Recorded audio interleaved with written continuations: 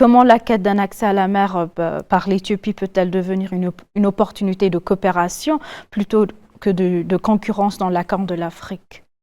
Ben, moi, je donne toujours cet exemple quand je discute avec des copains. Je dis, écoutez, vous prenez la carte de l'Europe. La première puissance en Europe, c'est l'Allemagne. Oui. Ensuite, c'est la France. Après, il y a les Anglais. À côté de la France et de l'Allemagne, un petit pays qui s'appelle Belgique. Il y a la Suisse, Oui. il y a l'Autriche, il y a le Liechtenstein, le Luxembourg. Ils vivent tranquillement. Les Français ne vont pas menacer. Et les Belges acceptent qu'ils sont de niveau inférieur. Les Français acceptent qu'ils sont puissants, mais ils ne vont pas manger les Belges. Donc, ils vivent en bonne entente. Un jour, l'Érythrée, il faut qu'elle comprenne, même si elle arrive à 10 millions d'habitants, nous arriverons à 150. On ne va pas... Peut-être s'ils ont la richesse comme les Émirats arabes unis ou je ne sais qui, Oui. mais, et même s'ils ont ça, vous vous rendez compte, une Éthiopie avec 150 millions, mais avec une économie qui soutient ces 150 millions, on va devenir un des plus grands pays de puissance économique en Afrique. En Afrique. Donc, à un moment donné, je crois que c'est une cause perdue. Ça demandera du temps, mais c'est une cause perdue. Alors moi, que l'Égypte vienne essayer, bon, ça a été une grande défaite que nous terminions le grand barrage de la Renaissance pour elle.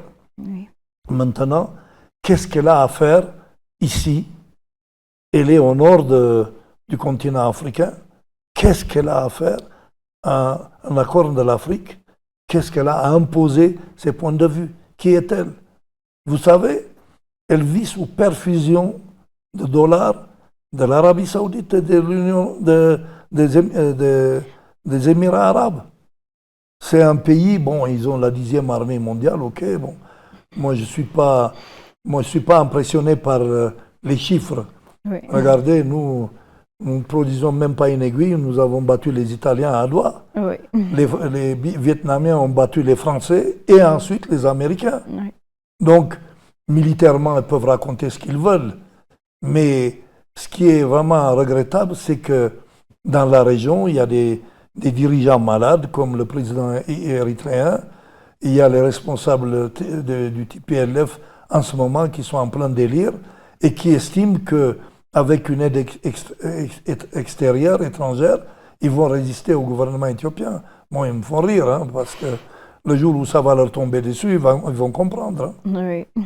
Et l'armée qu'ils ont confrontée en 2000, quand ils ont massacré l'armée éthiopienne la nuit du 4 novembre, je crois. Oui. Et maintenant, c'est ciel et terre la différence. Hein. Oui. Et ils vont comprendre. Hein. Donc, quelles sont les implications en matière de la dépendance de l'Éthiopie vis-à-vis des ports extérieurs pour son économie nationale? Et quel rôle l'Éthiopie peut-elle jouer dans la promotion de paix et de la stabilité en mer Rouge et dans la Corne de l'Afrique? Non, mais si vous voulez, bon, je crois qu'il y a une chose. Il y a des gens comme Gérard Prunier, qui est un type très intelligent, qui connaît bien la Corne de l'Afrique.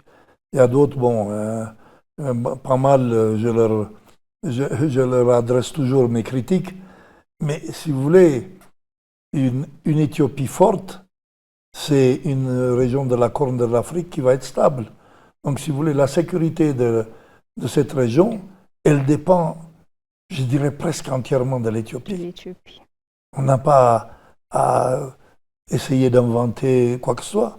Donc, si vous voulez, après, comme je vous ai dit, économiquement, si l'Éthiopie devient forte, forcément, elle va avoir une influence positive sur tous les pays voisins. Vous savez, quand vous voyez les États-Unis, combien de personnes de l'Amérique latine et de l'Amérique du Sud essayent d'émigrer clandestinement, illégalement vers les États-Unis? Le pouvoir d'attraction, le magnétisme, si vous voulez. C'est ça. Et l'Éthiopie, Mais qu'elle le veuille ou non, un jour, quand elle se développera à pleine vitesse, elle va avoir un pouvoir d'attraction, un magnétisme que personne ne peut contrer. Donc, les pays voisins, ils ont intérêt un jour à comprendre que cette époque de chercher du trouble à l'Éthiopie est terminée. Donc, ils ont intérêt à coopérer. Vous savez, bon, regardez les Européens. Jusqu'à la Deuxième Guerre mondiale, c'était une Europe éclatée. Oui. Ils ont commencé la CECAR, Commission économique du charbon et de l'acier, en 1957. Et puis, après, ils sont allés progressivement vers l'Union européenne.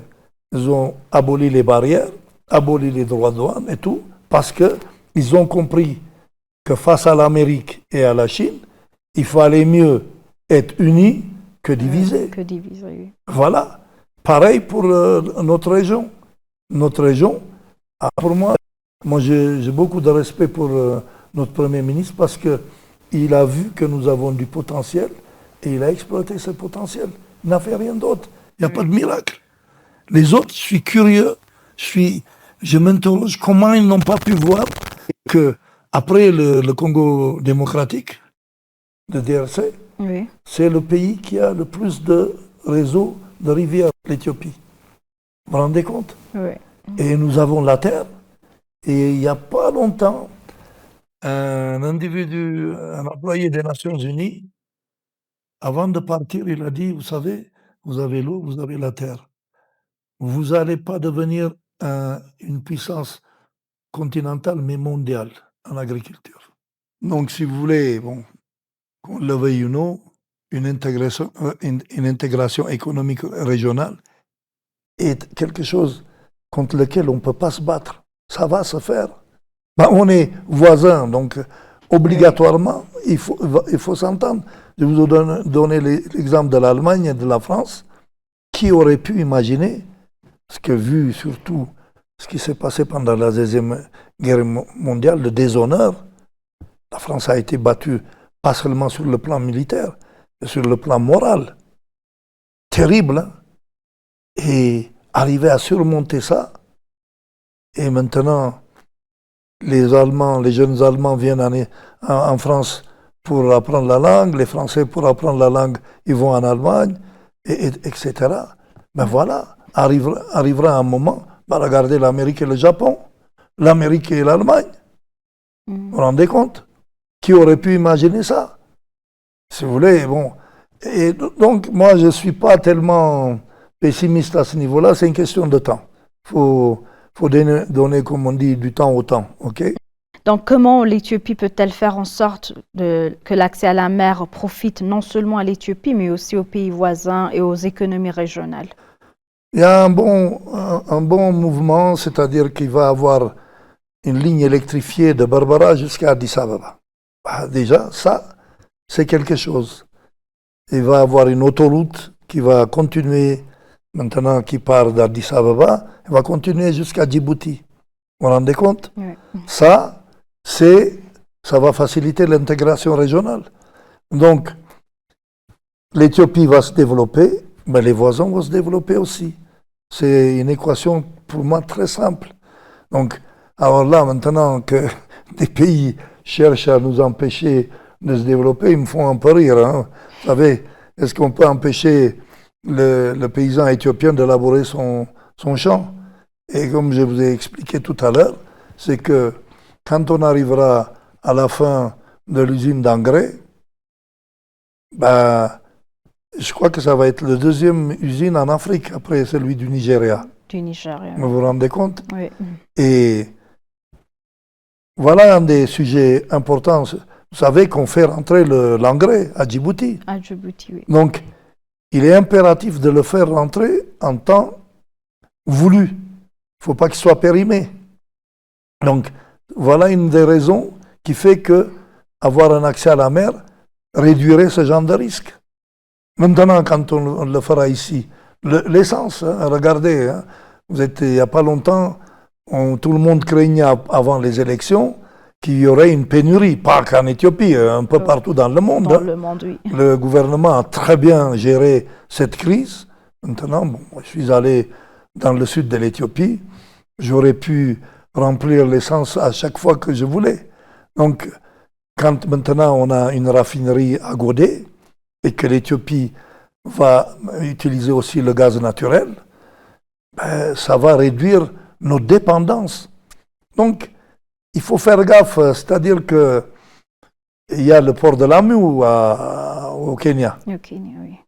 Ben, un jour, peut-être que le Kenya comprendra qu'il va falloir allonger une ligne de chemin de fer de Lamu jusqu'à Moyale, dans son intérêt.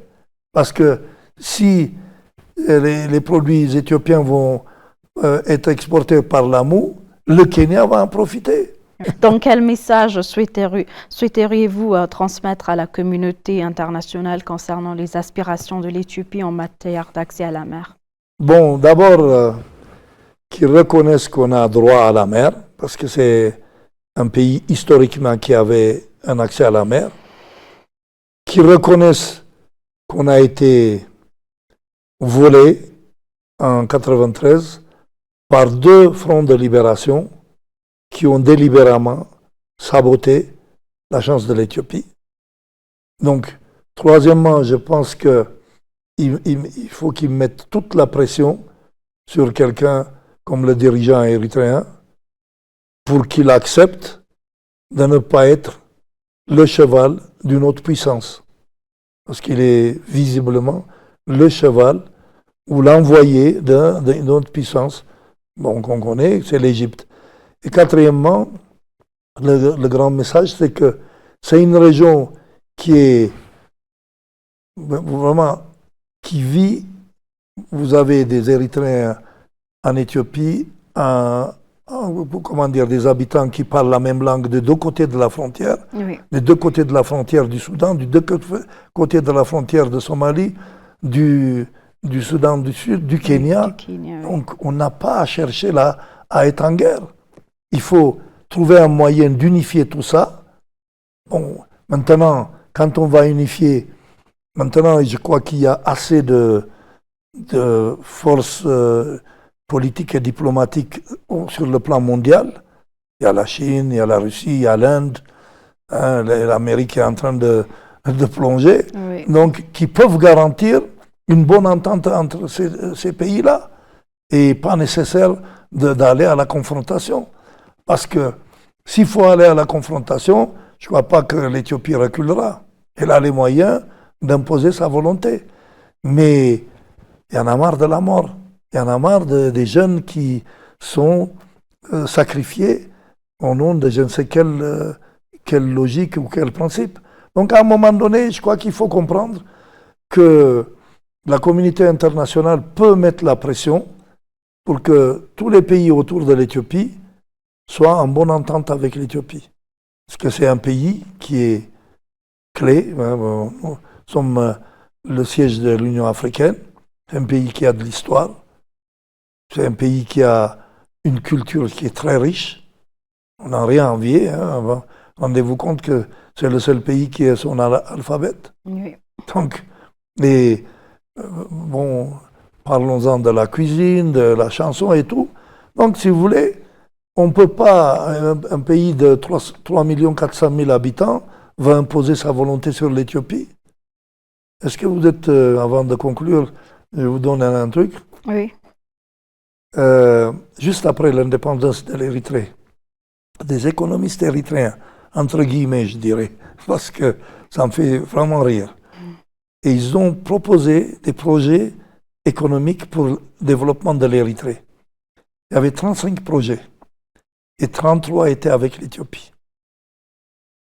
Les 33, ils étaient avec l'Éthiopie. Okay. Alors pourquoi ils ont cherché à être indépendants? Pourquoi?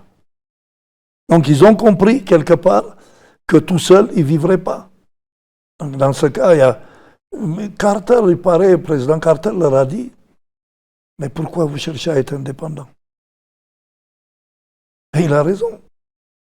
Parce que quand économiquement ils se vantent comme quoi ils ont des minerais en veux-tu, en voilà, bon, Vous savez, ce qu'on dit à propos du potentiel, tant qu'on ne l'utilise pas, le potentiel, c'est bidon, c'est vide. Oui. Quand vous extrayez le pétrole du sol, vous le raffinez, ou même vous le vendez brut, là, il devient de la monnaie. Oui. Tant qu'il est dans le sous-sol, vous pouvez devenir le plus pauvre du pays. Regardez ce qui s'est passé en Libye, en Arabie Saoudite et tout. Avant, c'était des pays pauvres.